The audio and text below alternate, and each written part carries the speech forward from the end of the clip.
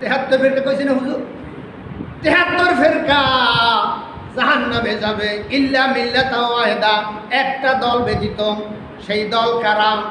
মা আনা আলাইহি ওয়া আসহাবি, সে দলটা হলো আমার দল আর আমার হুবাহু পালন করার একটা দল আছে, নাম কি বলেন? সাহাবীদের দল।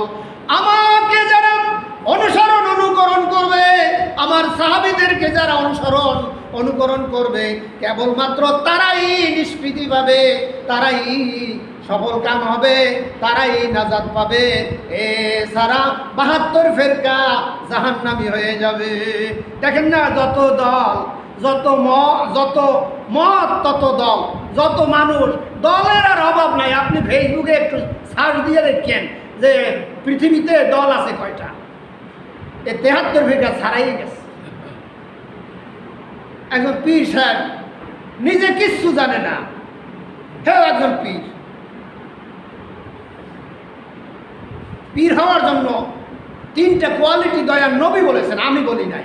আমি হারুনুর রশিদ বুলবুলে বাংলাদেশ বললাম আর হয়ে গেল। দয়ার নবী বলেছেন, মান যাক্কারাকুম বিল্লাহি রুয়াতুহু, যাকে দেখলে আল্লাহর কথা স্মরণ হয় সে হলো আল্লাহর ওলি।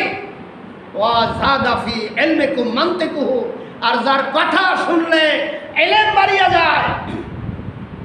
আরেকটা কি? ওয়া যাক্কারাকুম বিল আখিরাতি আমালু, আর যার আমল দেখলে আখিরাতের চিন্তা বাড়াইয়া দেয়, সে হলো আল্লাহর ওলি। অনেক আল্লাহর ওলিরে দেখলে মনে হবে সে সুদের কারবারে লিপ্ত। সুদের ভিতরে 70টা গুনাহ, তার ভিতরে ছোট্ট গুনাহ হলো আপন মায়ের সঙ্গে জেনা করা, সে একজন ওলি হয়েছে আবার। আর বড় গুনাহ হলো আল্লাহর সঙ্গে যুদ্ধ করা। মান আদালি ওলিয়ান না, বলা হয়েছে যে ফাইন লাম তাফআলু ফাযানু বিহারবিন মিনাল্লাহি ওয়া রাসূলি, সুদ যদি ছাড়তে না পারো তাহলে আল্লাহ এবং আল্লাহ রাসূলের সঙ্গে যুদ্ধের জন্য রেডি হও। কার কথা? আল্লাহর কথা। জোরে বলেন, কার কথা? এই জন্য এই যে কিস্তি আছে আমাদের মাঝে, যাদের কিস্তি আছে তারা কিস্তি বন্ধ করে দেন। যাদের ঘরের ভিতরে কিস্তি থাকবে রহমত আসবে না। যত টাকা ইনকাম করেন রহমত আসবে না।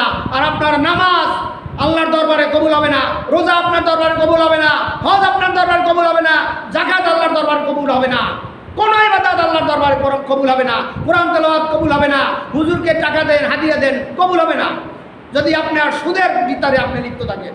এই জন্য সুদ ছাড়তে হবে। যদি ছাড়তে না পারেন এখনই নিয়ত করেন যে আল্লাহ আমাকে এই মরা জাল থেকে, এই কঠিন আযাব থেকে, জাহান্নামের কীট থেকে আমাকে রক্ষা করো।